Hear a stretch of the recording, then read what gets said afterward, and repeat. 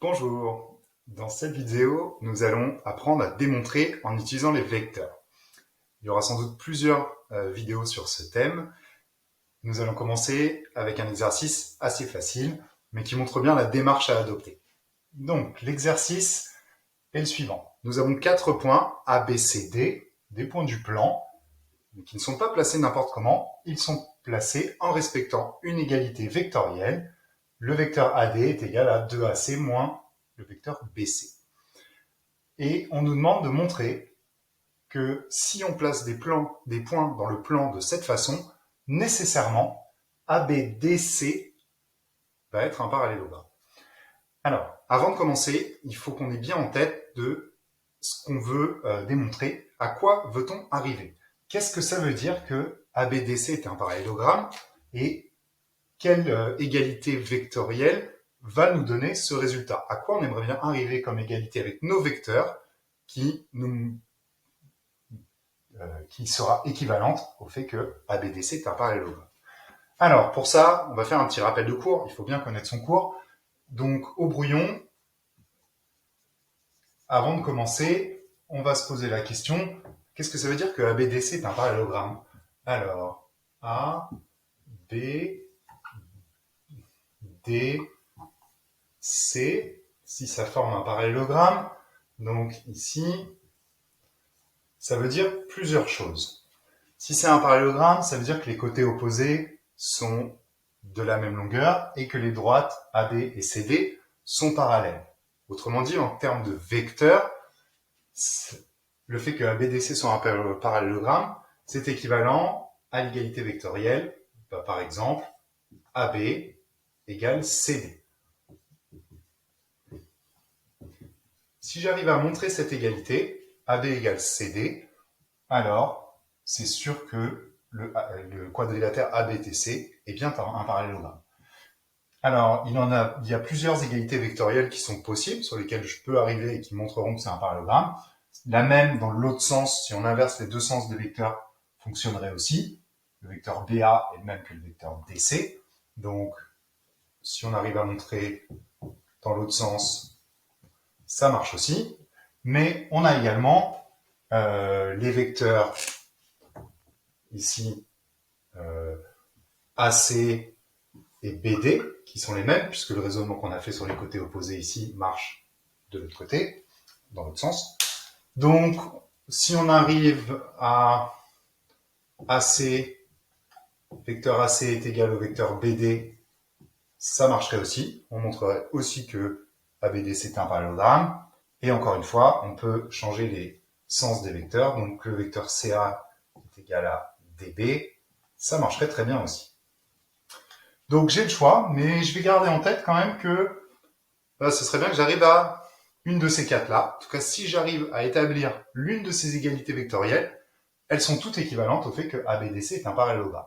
Donc j'aurai terminé mon exercice si j'arrive à établir l'une de ces relations ici. Donc ça, c'est du cours. Je garde ça dans un petit coin de ma tête. J'ai une idée de ce à quoi je veux arriver, une de ces quatre relations.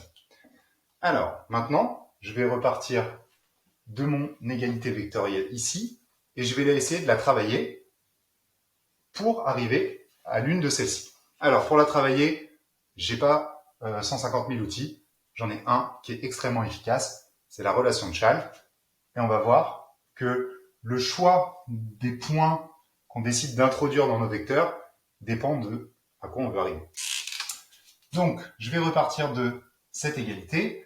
Donc, AD est égal à 2AC moins BC. Alors, première chose, avant même de commencer, je vais me dire un moins, ça change le sens d'un vecteur.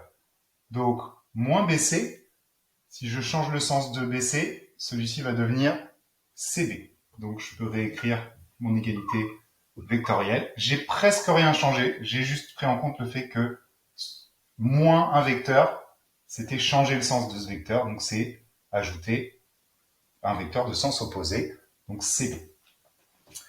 Alors, à partir de là, je vais réfléchir. Est-ce que le vecteur AD m'intéresse? Est-ce que j'ai envie de le garder tel quel, ou est-ce qu'il faut que j'y touche ou pas? je vais regarder et je vais voir que là, dans mes égalités vectorielles, je n'ai pas le vecteur AD. Donc, je vais choisir d'introduire un point ici, entre le A et le D, en utilisant la relation de Chasles, puisque le vecteur AD ne m'intéresse pas en soi, il ne fait pas partie des vecteurs que je voudrais avoir à la fin. Donc, je vais le changer. Donc là, je vais introduire un point. On va voir. Il y a déjà le point A dedans, donc je ne vais pas mettre le point A. Il y a déjà le point D, donc je ne vais pas mettre le point D. Il me reste deux choix. Soit je mets le point B, soit je mets le point C. Dans les deux cas, ça m'intéresse de faire apparaître AB et de faire apparaître AC. Ça peut être intéressant. Je vais plutôt préférer faire apparaître AC, parce que le vecteur AC il est déjà présent dans mon égalité. Donc si j'ai un AC qui apparaît ici, je vais pouvoir le simplifier. Donc le point C, ça me semble assez intéressant de le faire apparaître avec la relation de Chasles ici. Donc je vais utiliser la relation de Chasles sur le vecteur AD, et je vais écrire que AD, c'est tout simplement AC plus CD. De ce côté-là, pour l'instant, je ne vais rien toucher. Je vais juste écrire que 2AC, c'est deux fois le vecteur AC, donc c'est le vecteur AC plus le vecteur AC. Donc je vais juste transformer l'écriture de 2AC en AC plus AC. Et je fais ça parce que j'ai anticipé. J'ai fait apparaître le vecteur AC à gauche ici, j'ai introduit le point C, j'ai fait apparaître le vecteur grâce à la relation de Chasles. Et donc, ça m'intéresse de le séparer ici, puisque là, qu'est-ce qui va se passer? Quand j'ai un AC à gauche et un AC à droite, je peux retirer le vecteur AC de chaque côté de mon égalité et obtenir une nouvelle égalité parfaitement équivalente à la première.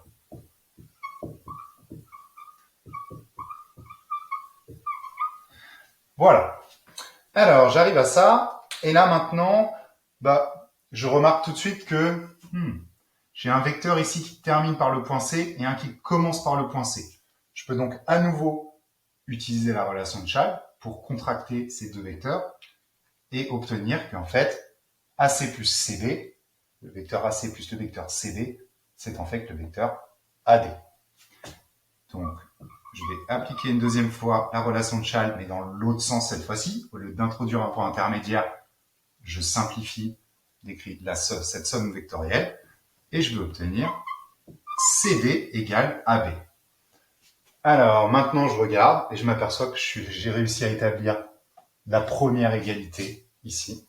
J'ai donc terminé et je peux conclure que le quadrilatère ABDC est un parallèle au point.